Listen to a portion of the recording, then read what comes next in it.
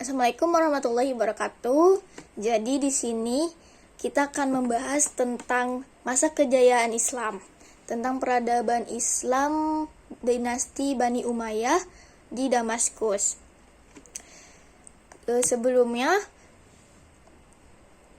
setelah kepemimpinan para khalifah berakhir, kekhalifahan Islam dilanjutkan oleh Bani Umayyah. Masa ini sering disebut juga sebagai khalifah pertama setelah Khulafaur Rasyidin atau kekhalifahan kedua setelah wafatnya Nabi Muhammad SAW.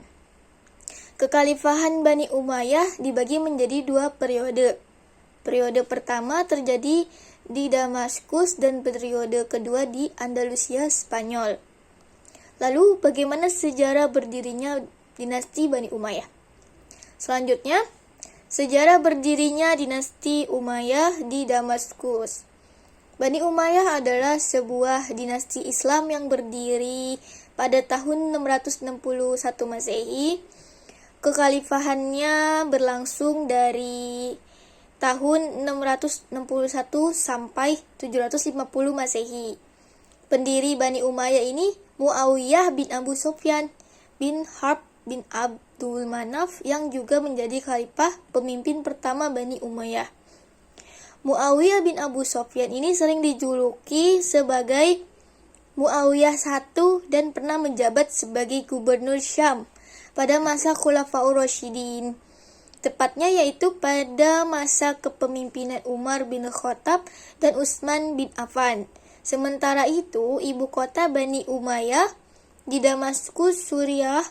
Sekadar informasi, untuk kepemimpinan Islam ini atau kekhalifahan itu harus berasal dari kaum Quraisy itu sendiri yang masih berasal dari silsilah Nabi Muhammad. Oleh karena itu, silsilahnya Muawiyah bin Abu Sufyan ini masih bertemu dengan silsilahnya Nabi Muhammad SAW pada Abdul Manaf. Karena di situ ada Muawiyah bin Abu Sufyan bin Harb bin Abdul Manaf. Nah, ada kata Abdul Manafnya ini masih silsilah dari Nabi.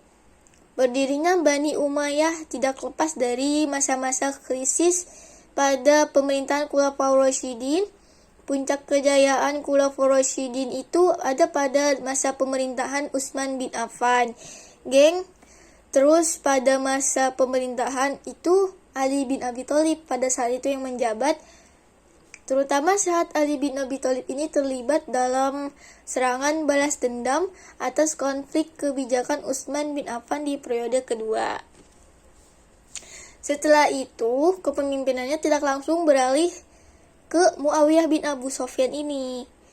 Cuma awalnya setelah Ali bin Abi Thalib wafat, kepemimpinannya tuh digantikan oleh putranya yang bernama Hasan bin Ali bin Abi Thalib. Kemudian pada tahun 661 Masehi, Hasan mundur karena kemunduran Hasan ini menyebabkan kekhalifahan Islam yang dipegang oleh Muawiyah bin Abu Sufyan. Setelah itu, Bani Umayyah berdiri. Oleh karena itu, penyebabnya Muawiyah memegang atau menjabat sebagai pemimpin atau khalifah itu karena kemundurannya Hasan bin Abi Thalib. Setelah Bani Umayyah berdiri, ibu kota kerajaan Madinah ini dipindahkan ke Damaskus yang terletak di kota Syam. Dinasti Bani Umayyah berhasil didirikan bukan hanya karena kemenangan diplomasi Muawiyah bin Abu Sufyan atas peristiwa Perang Siffin, bagian dari Perang Saudara Islam I akibat tewasnya Utsman bin Affan. Tetapi, karena pemikiran yang kuat nih Muawiyah bin Abu Sufyan untuk membangun masa depan dan dukungan orang-orang Suriah. Masa kekhalifahan pada masa Bani Umayyah. Pada masa pemerintahan Muawiyah bin Abu Sufyan, terjadi perubahan sistem pemerintahan dari demokratis menjadi kepemimpinan yang turun-temurun. Jadi nepotismenya nih kuat banget di sini. Bahkan seluruh rakyat Damaskus pun diharuskan setia pada anaknya, cicitnya, keluarganya, yakni bernama Yazid. Selain itu, pejabat pada dinasti ini berasal dari keturunan bangsa Arab. Muawiyah I memiliki banyak pengalaman di bidang politik. Dia pernah memimpin pasukan dalam penaklukan Suriah, Romawi, dan Mesir. Saat menjabat sebagai gubernur Syam, Muawiyah bin Abu Sufyan juga membawahi Palestina dan Mesir. Pada awal Muawiyah I memimpin, wilayah pemerintahannya meluas sampai ke India. Secara total ada 13 orang yang pernah menjadi khalifah pada dinasti Umayyah di Damaskus. Pada masa kepemimpinan Muawiyah bin Abu Sufyan, pasukan pengepung Konstantinopel berhasil ditarik. Pemisahan urusan keuangan dari urusan pemerintahan diatur dengan mengangkat pejabat khusus yang disebut Sahib al-Kharaj.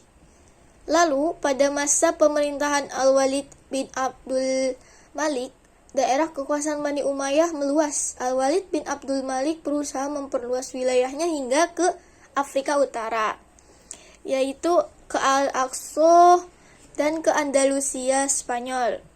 Perebutan Andalusia ini dipimpin oleh Panglima Perang Musa bin Nusair dengan mengirim Tariq bin Ziyad. Lalu Selat Afrika dan Spanyol ini terdiri Selat Gibraltar berhasil direbut oleh Tariq bin Ziyad pada tahun 711 Masehi. Kemudian ada masa kejayaan Bani Umayyah. Pada masa kejayaan Bani Umayyah ditandai dengan terjadinya kemajuan tata kelola di berbagai bidang. Perkembangan terjadi pada bidang pemerintahan, sosial, hukum, ekonomi, keagamaan, hingga pendidikan. Lebih jelasnya, mari kita bahas persatu. Yang pertama, pemerintahan. Struktur dan administrasi pemerintahan pada masa Bani Umayyah merupakan penyempurnaan dari masa Khalifah Umar bin Khattab.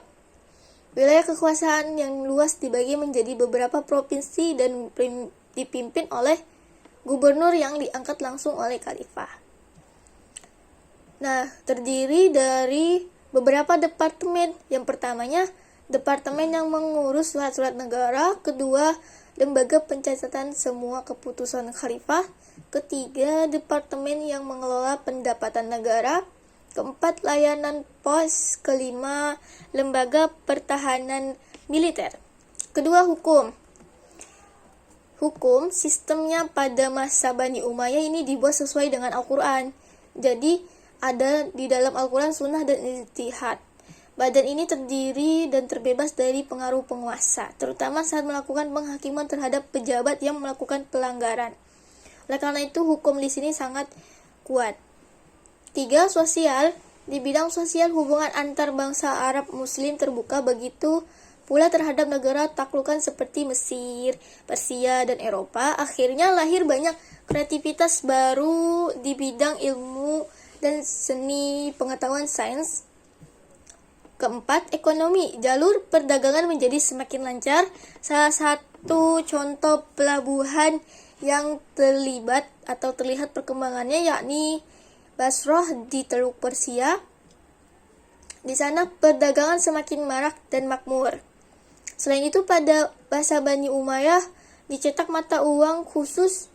Bidang kerja yang juga semakin banyak. Gaji tetap mulai diterapkan sehingga berdampak pada kesejahteraan masyarakatnya.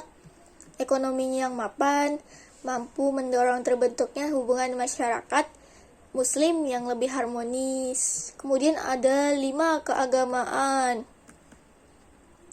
Keagamaan kehidupan masyarakat di masa ini tentu dipengaruhi oleh Islam.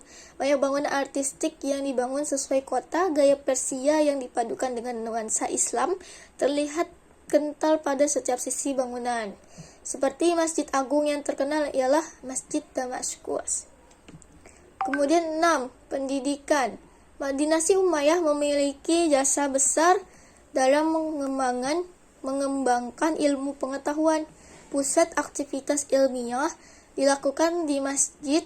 Banyak diskusi dilakukan di masjid, terutama tidak hanya itu, pembelajaran syair, sejarah, terus juga ada akidah.